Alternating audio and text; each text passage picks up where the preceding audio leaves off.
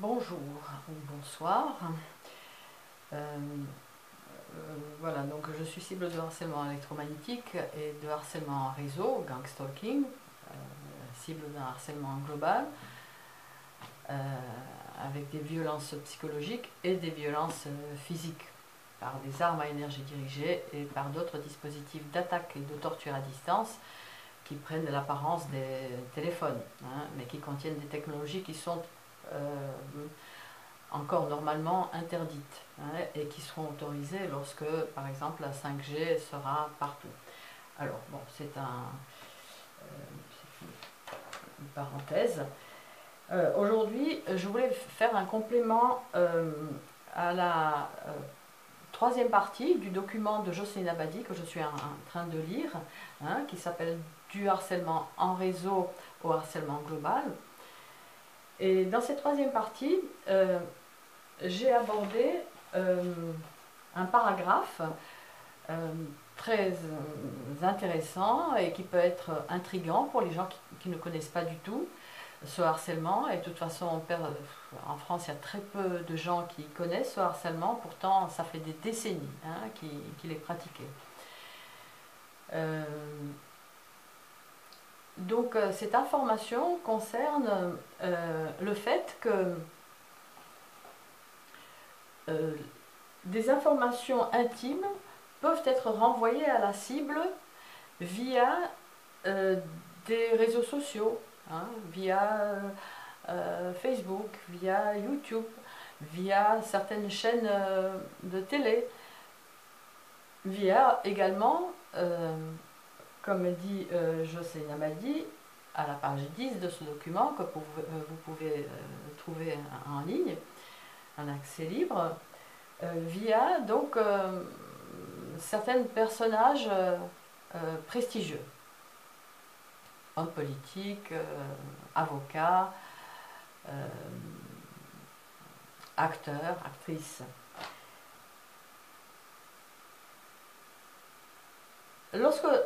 Quand on est cible de ce harcèlement et qu'on s'aperçoit de ça, on se dit c'est pas possible, c'est pas possible. Moi, ça fait donc 8 ans que je suis dans ce harcèlement. Lorsqu'on m'en avait parlé pour la première fois, je me disais que non, c'est pas possible, on n'est pas si important que ça. Or, on est, oui, important par la rareté. On n'est pas très nombreux, même si bon, le nombre augmente, le nombre de cibles à travers le monde augmente, mais il y en a beaucoup qui sont en phase cachée, qui ne savent pas ce qui leur arrive, enfin il leur arrive des choses bizarres, etc. Et donc, comme dit Jocelyne Abadi, lorsque la cible cherche à verbaliser ce qui lui arrive, c'est-à-dire à dire mais c'est pas possible, mais il me singe cet homme politique, il fait des gestes,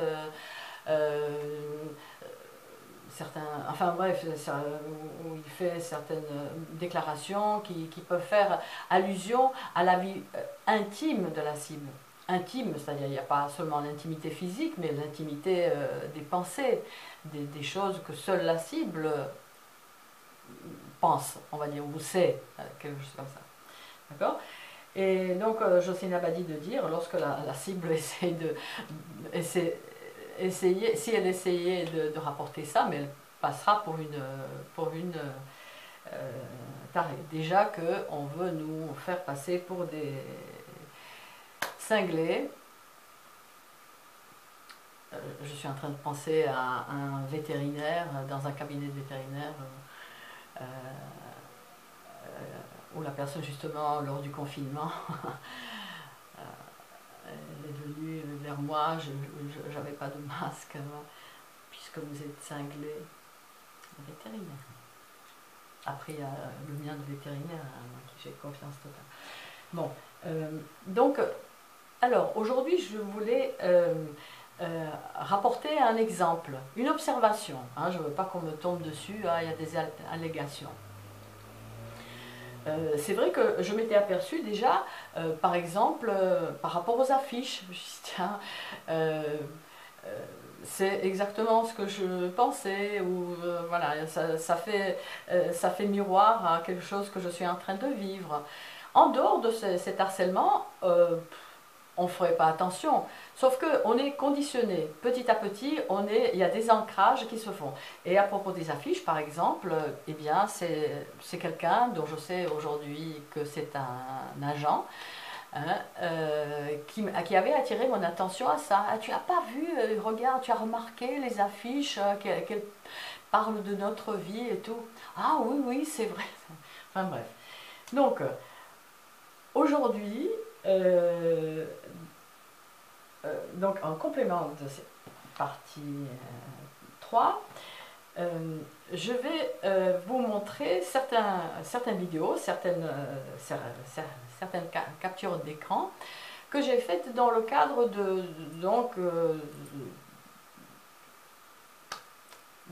du harcèlement électromagnétique, notamment, hein, des violences physiques qui nous sont faites à nous autres cibles en impunité la plus totale. Parce qu'il s'agit d'une criminalité protégée. Donc, j'ai toute une série de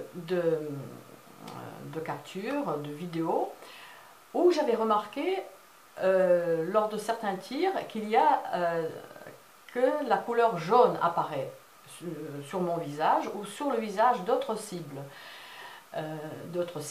Ou des personnes qui pourraient le devenir. Et j'ai fait un dossier.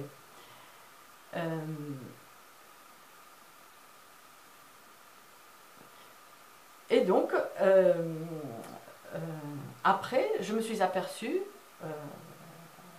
l'année dernière, je suis tombée sur une chaîne prestigieuse, très connue, sur une journaliste, la journaliste phare de cette chaîne, qui avait, je vais vous le montrer, qui avait le visage couvert de jaune et qui luttait visiblement contre le sommeil. Donc comme si on peut, par les armes à énergie dirigée, par les armes psychotroniques, en pulsant certaines fréquences, radiofréquences sur une personne, on peut la plonger dans le sommeil. Donc voilà, je vais vous montrer ça. Et pour finir, oui, je vais lire quelques lignes justement sur l'hypnose d'une cible qui s'appelle Eleanor White et qui est décédée entre-temps, après une trentaine d'années de souffrance, hein, de ce harcèlement terrible qu'il convient de dénoncer, d'afficher, hein, comme on peut. Alors voilà, donc d'abord, voilà, pour vous montrer que voilà, j'avais remarqué donc du jaune par exemple sur Elena Sagnol, qui est une cible russe qui vit à Moutier, qui est sauvagement agressée, torturée.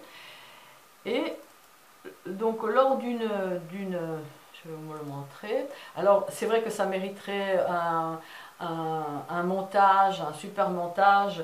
J'ai un petit open shot, je ne sais pas comment ça s'appelle, ça a été tout j'arrive plus à rien faire. Et comme dit Eleanor White, et par exemple Louis Freiheit aussi, dans son texte juridique droit comparé du harcèlement électromagnétique, nécessité d'une loi française, il est extrêmement difficile d'apporter des preuves. On est saboté, contré de partout. Alors, je ne sais pas si ça se voit comme ça, filmé sur mon ordinateur, mais voilà, je vous montre donc Elena lors d'une agression. Du jaune apparaît sur son visage. Je vais montrer mon visage, pareil, du jaune. Je vais montrer le visage de Ramola D, qui est une journaliste indépendante américaine. Pareil, lors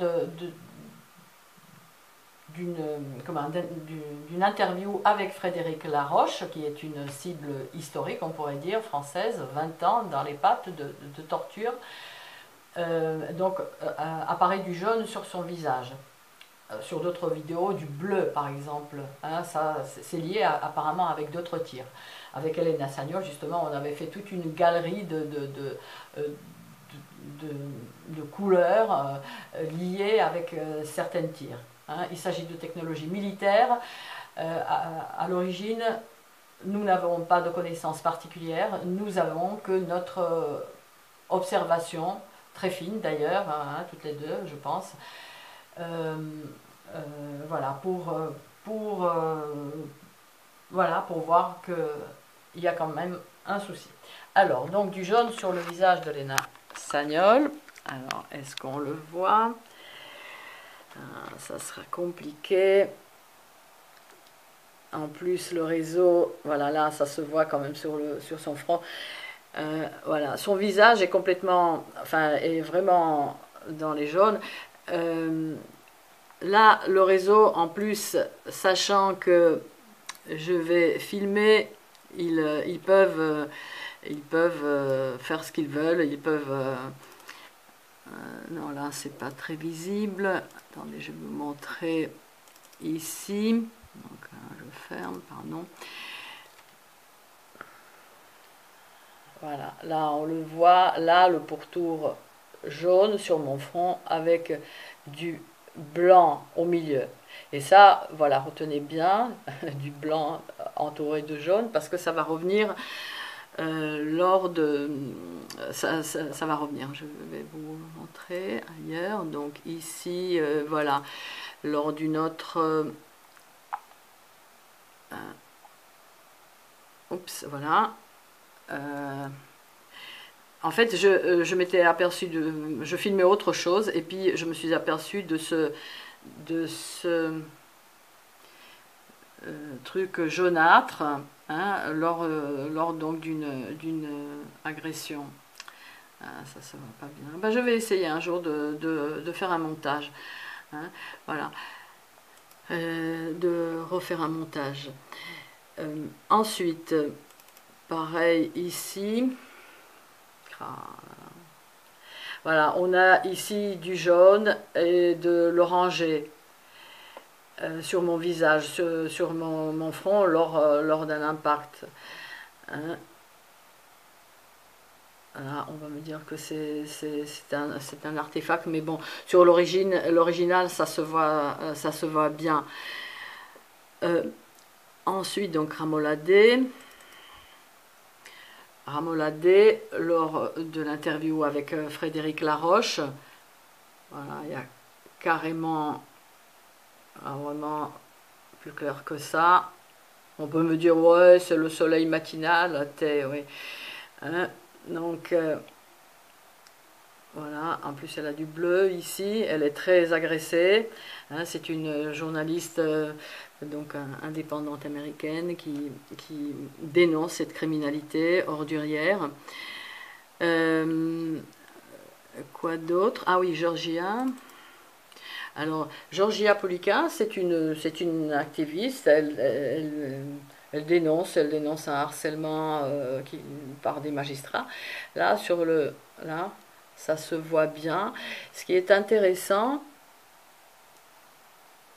vous voyez ce trait, comment dirais-je, géométrique, qui apparaît lors de certaines agressions. Et je vais vous montrer d'ailleurs une autre cible.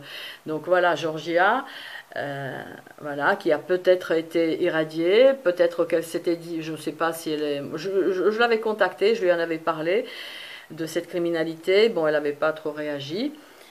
Donc je ne sais pas ce qu'il en est, mais bon, elle semble avoir été irradiée. Après, si les gens ne sont pas au courant, bon, ils vont se dire, oh là là, j'ai mal sur ma joue droite ou gauche, voilà.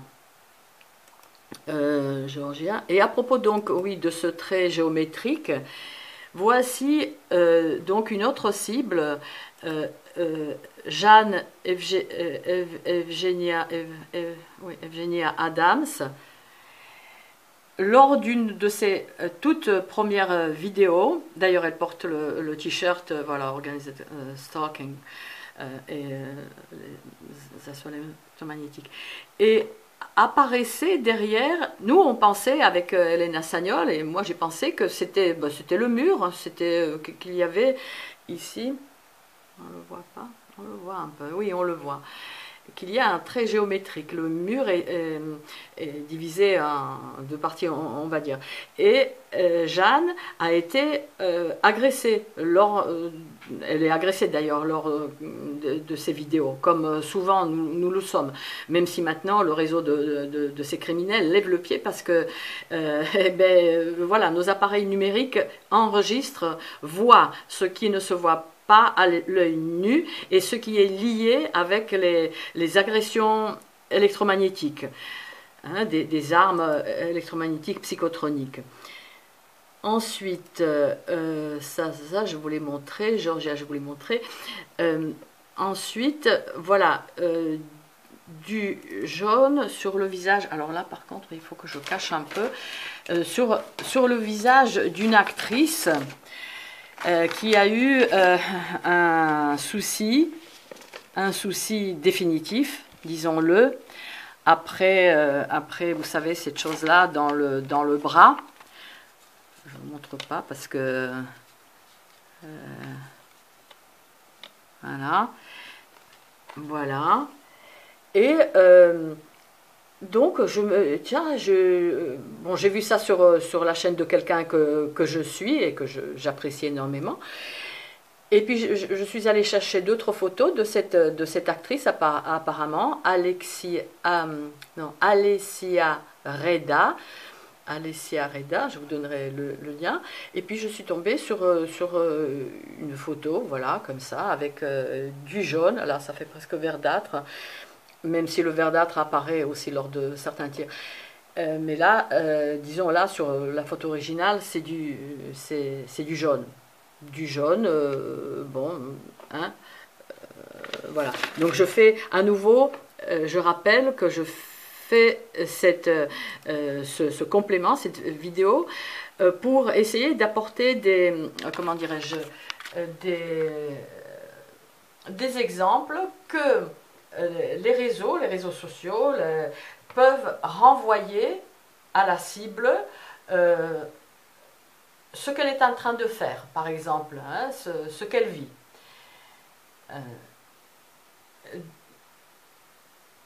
Donc je continue encore à propos donc, de ce fameux jaune, voilà, jaune. Là, donc, il y a un gars qui teste les armes illégales, blue laser, mais aussi le laser jaune, vous voyez, parce que certains tirs on se fait tirer dessus par des lasers. Oh, c'est incroyable. Oh là là, ça apparaît rouge. Ah, flûte. Ah oui, d'accord, ça c'est rouge, mais vous avez quand même voilà, du jaune avec du blanc au milieu, voilà, donc pour certains tirs laser. Et pourquoi j'attire votre attention dessus? Parce que ici, eh bien, écoutez, j'ai filmé lors d'une agression, je suis sortie, qu'est-ce qui se passe? Bon, je suis tombée sur cette voiture. D'ailleurs, il y a ici une sphère qui est verdâtre, là ça se voit pas, mais j'attire donc l'attention sur le fait que les tirs, parce qu'on peut tirer depuis les phares, hein, on peut utiliser tout ce qui est électronique. Donc là, vous voyez une ressemblance frappante, n'est-ce pas, avec les phares de cette voiture, de cette petite Clio, hein, du jaune avec du blanc au milieu. Je vous prie de croire que je me suis pris vraiment une rasade enfin une agression violente. pour, voilà, encore, voilà, donc, donc c'est Eugenia, donc Jeanne Evgenia Adams, qui est russe aussi, mais qui vit en Caroline du Sud, qui a filmé lors d'une agression avec Skoraya, c'est l'ambulance, et Pajanaya, c'est les pompiers, hein, qui tournaient autour d'elle. Et bien voilà ce qui apparaît sur sa vidéo. Donc c'est pareil, c'est comme le gamin là qui teste les armes illégales à laser. Voilà, apparaît donc du jaune, enfin du blanc entouré du jaune et du rouge. À propos du rouge, là j'aurais aussi. Enfin bref, donc voilà, il y a ça. Et après, quelqu'un a filmé ceci, voilà, sur, je sais pas comment elle s'appelle, voilà.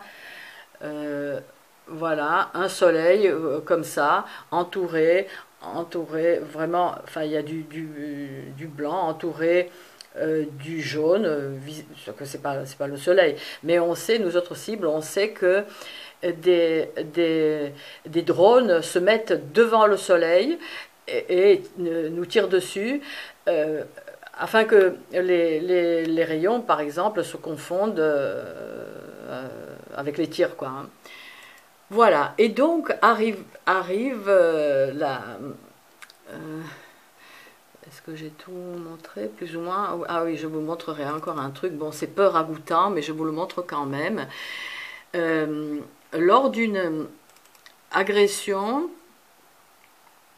voilà, je me suis retrouvée avec du jaune dans, voilà, c'est peu ragoûtant, excusez-moi, mais bon, avec du jaune dans la gorge, en dehors de toute, en absence de toute infection, rien du tout. Donc ce fameux jaune qui revient à nouveau, et voilà, il y avait encore un autre truc intéressant, mais on n'a pas le temps de le montrer, c'est un autre sujet. Et donc, voilà, je m'intéressais à tout ça, je faisais mes captures, voilà, ça fait longtemps. Hein. Et puis, l'année dernière, qu'est-ce que je vois? Je tombe donc sur une vidéo sur TV Liberté, hein, la chaîne à laquelle je suis abonnée, que j'apprécie.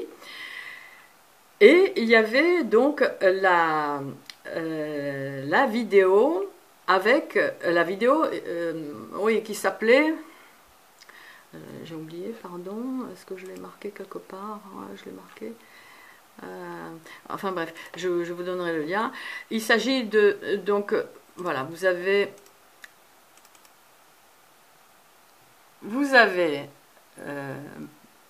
Élise Blaise, la journaliste phare, dont le visage est couvert de jaune. J'ai pas le nom de... voilà. Les cheveux, le visage. Donc, elle est en train d'interviewer Maître Divisio. Et donc, la vidéo s'appelle Maître Divisio porte plainte. Non, Didier Raoult porte plainte contre l'ANSM. Hein, voilà, un truc comme ça. Vous passerez la vidéo, vous allez voir que Élise Blaise lutte contre le sommeil tout au long quasiment de cette interview d'une vingtaine de minutes et que son visage est couvert de jaune. Voilà, donc alors moi voilà, j'observe, j'ai observé ceci, il n'y a pas d'allégation, hein. C'est un exemple qui me paraît, voilà, comment dirais-je, c'est comme si, voilà, cette chaîne prestigieuse, voilà, il s'est passé ça, le réseau sait que je le verrai, et peut-être le réseau attendait ce que j'en fasse, j'en sais rien. Mais voilà, donc je le note en tant qu'exemple donc du fait dont parle Jocelyne Abadi dans son document publié en 2011, hein, du fait que les informations intimes des cibles, enfin, ce que fait la cible, ce qu'elle vit, ce qu'elle fait sur son ordinateur, ça peut lui être renvoyé via un média, via une chaîne télé, donc des réseaux sociaux, etc. Cette information est confirmée également par professeur Niels Melzer. Hein. Dans son rapport de 2020, professeur Niels Melzer parle des cybertortures, des tortures, les gens confondent avec les ordinateurs, torturés par les ordinateurs, mais en fait, les tortures passent par les satellites. Hein, le signal passe par les satellites, comme le signal sur votre téléphone. Hein. Donc c'est nous qui sommes torturés et pas la personne à côté. Et donc dans ce rapport présenté devant les Nations Unies, qui sont ce qu'elles sont, hein, on sait ce qu'elles sont, mais bon, il faut commencer quelque part. Donc dans ce rapport, il présente ces violences psychologiques, parce qu'au fond c'est une violation de la vie privée, et autre que, hein, c'est un viol intégral de toute façon, hein, de notre intimité de pensée et de notre entourage. Hein. Les personnes qui évoluent dans notre entourage sont dans des situations qui peuvent être similaires. Voilà. Pour finir quand même sur une note un peu plus marrante, parce que qu'est-ce qu'on en fait? Voilà, vous voyez ce que je fais, mais très bien, piocher dans ma vie. Piocher. J'en suis à 3 rosaires par jour. 3 rosaires par jour. Hein, Marie. Marie de Częstochowa. Puissante. Hein, dans les ennuis. Hein, les Polonais la regardent. La fixent. Je suis d'origine tchécoslovaque. Et mon prénom, Bożena, est d'origine polonaise. Donc oui, pour finir sur une note un peu amusante, il y a sur Facebook, on peut tomber sur une j'espère que ça filme, pardon, parce qu'ils peuvent me couper le truc. Non, c'est bon. On peut tomber sur une psy, enfin sur une actrice qui joue une psy déjantée, j'ai oublié le nom maintenant, et à chaque fois, lorsque je regarde un sketch, je me dis c'est pas possible, mais elle s'inspire vraiment de ma vie, elle me sage, mais ça m'amuse beaucoup. Et voilà, donc oui, là, bon, on va dire que ça m'amuse un peu moins. Ça m'amuse moins ce qui est fait, ça m'amuse pas du tout d'ailleurs, ce qui est fait à cette journaliste brillante, jolie en plus, et que j'avais contactée d'ailleurs en 2017,